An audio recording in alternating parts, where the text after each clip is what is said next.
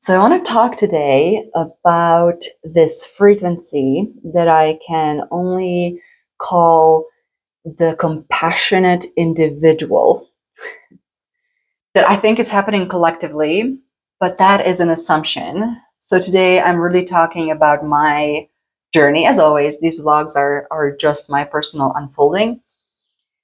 Uh, right now, I am in quarantine, or at least this is the space that I call quarantine. When I move with my point of view into a different consciousness bandwidth, it is very common for me to go into this very dark space. Well, I perceive it as dark. There's nothing there. I cannot feel anyone and anything. And I did get the hermit today. So if you need a symbol to help you, this is a really nice representation of the space that I'm in. And I feel like it's a mechanism. It has happened before to me. And it's for the most gentlest unfolding so that you can stabilize within yourself, right? Capital S, self, before that environment opens up to you and you get to interact with everything else that's in that environment. So it's a very nice transition. I'm starting to stabilize in it enough where that excitement is coming over, and I want to share and I want to expand into that. So a little bit of context how we, and I think it is collective again, how we got here, but uh, again, from my personal journey here, 2024 for me was a year of union. There's nothing individual about me. My body belonged to the planet. My consciousness was we. There's no I. I had a really hard time understanding how there was a body, how there is an individual in this space. How is there an individual expression within the 3D? It was very difficult for me to have that understanding on a physical level, right? I would look in the mirror and I would be surprised so many times. How can I look like that? How can I be individual? So then 2025 happened, and it is happening. And these massive structures within the psyche started to self-destruct, and then the fires happened, and this cleanse with this massive sorrow and suffering, this whole wave kind of cleansed the psyche through fire. It was a very literal fire. But out of that, this excitement of the creator started to emerge. And that excitement, I feel like, propelled me into this new bandwidth. Still the creator, but now I can describe the creator as this compassionate individual, because that individual is starting to emerge still within unity. I'm starting to have desires now. I'm starting to want to experience things in the 3D, things in the like with my body, and I'm starting to have this sense of my body being separate, right, from everything else. Like, I'm comfortable with me being an individual, but this individuality is operating from a higher morality, from this built-in natural tendency of it's for the highest good. Even though I don't know what the highest good is anymore. Before it was like, what do you mean? It's the highest good, of course. Now I feel the highest good is within this bandwidth. It is still limited, even though it is so, like, I know it's limited because where I came from and what I thought the highest good was, it is no longer that, it is something else, even though I don't know what it is. But because of that experience, now I also can extrapolate that there is still yet another limit to what I have the capacity to understand of the highest good. And so this excitement and this desire to experience is driving me to want to create. And I am, and I'm creating. I have on offer a 6-week creator series with meditations and explorations and discussions to explore this space, and all that information is on my website. And even as I say this, I'm finding myself not really caring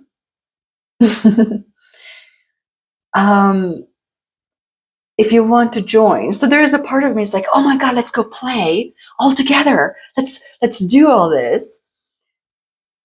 And yet there is this detachment that I'm still finding myself new to me, right? Because I have changed. My structure, my ego, my psyche has changed. And so I'm surprising myself. But I do want to talk about that. I do want to talk about this new relationship and this need to be alone in this quarantine, because the self-worth is changing. It's just like this light, right? The self-worth now has rewired to only come from the inside.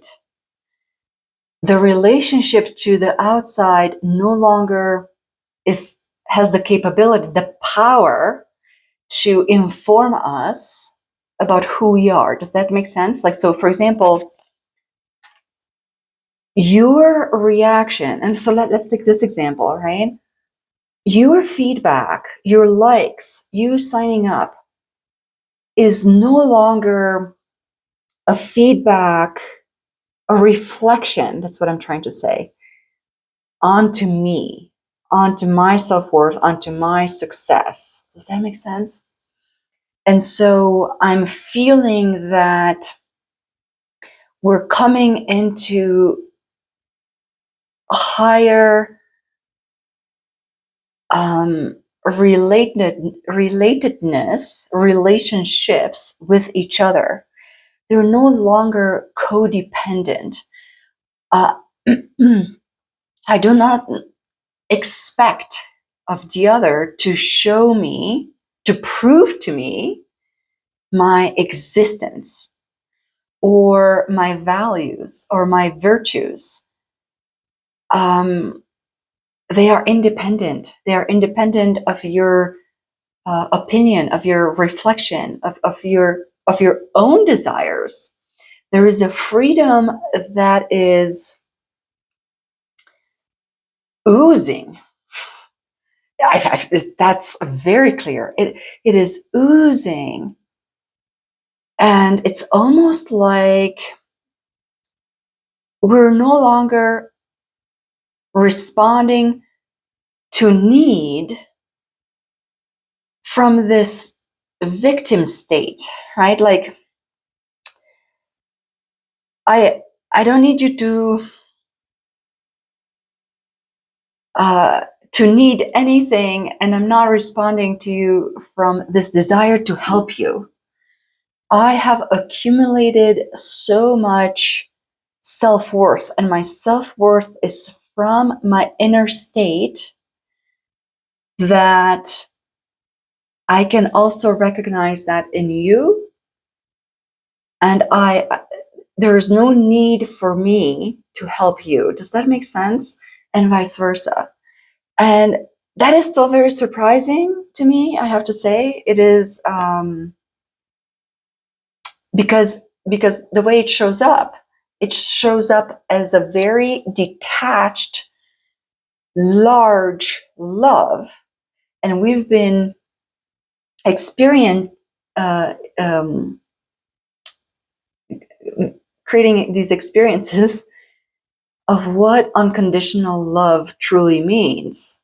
And we're now stepping into that more and more at a very real, very applicable level. And to me, that is still very surprising. It is like, wow, who is it that's reacting like this? Or like, wow, why I'm having such a detached response that I was telling my friend, it's like I'm almost concerned how detached I am, and yet it is not caring. It is very much a caring, but the caring goes over a larger umbrella, if you will, right? And so I'm feeling that this cause and effect, even though it might still be as a law, but because our capacity has increased, it is not the same way as before, if that makes sense, right? And so, as this creator, as this compassionate individual, the proof of our creation is no longer dependent on the 3D. But it's almost like what I want to say. I don't know if it's almost, whatever. Words are so hard now. I want to say that is within the stability, within this light, within this knowing of who it is that I am. And it's not the individual I am, it is the I am in capital, expressed through the individual desire and through the individual capacity of expression. But when that expresses, it expresses through the stability of the expression, not through the cause and effect. I don't know if that makes sense, right? So the umbrella of creation, the umbrella of the effect that the power that it moves through this web of interconnectedness, it is much, much larger. It has a wider playing field, playing space. And because of that, we cannot expect this linearity of cause and effect. Is that better? And so the proof, there's no more proof. There's no more proof in the 3D. We no longer are operating in the codependent relationship between our creation and the proof in the 3D. Because again, this space of creation, and I want to say co-creation, is much, much, much wider. And it is happening naturally, right? Because it is embodied. We don't have to no longer sit here and align. Actually, it's almost, if that alignment is not there with certain aspects of ourselves, because of course we can be there with the majority of the self, but there might be stragglers, right? Pieces that have not fully integrated. So there might be aspects of us and areas of our life that are no longer aligned to this creator space that I'm talking about. But that creates such a distortion. It creates a ripple effect that's like, the misalignment feels odd. I don't have to analyze. There is a feeling, a knowing, a sensing, a perception where it's a self leading into the alignment. And yet, or yes, that is still a process, but we have arrived at such a momentum that these things are happening as a magnetism, as a non-doing, yet we're still moving through that process, or aspects of us are moving through the process. But the larger aspect is still the creator, is still the observer.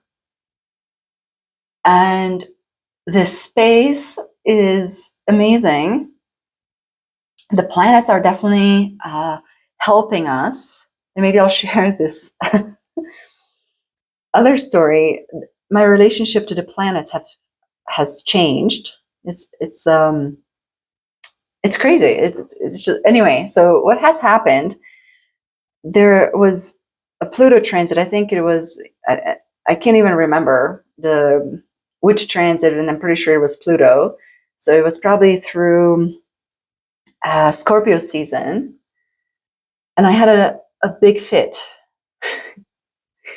because I really felt that I was being taken for a ride through all Plutonian aspects, and I was being dragged through that if I wanted to or not. And so I had enough of that, and I had a meeting with all the planets, and I told them, no more of this.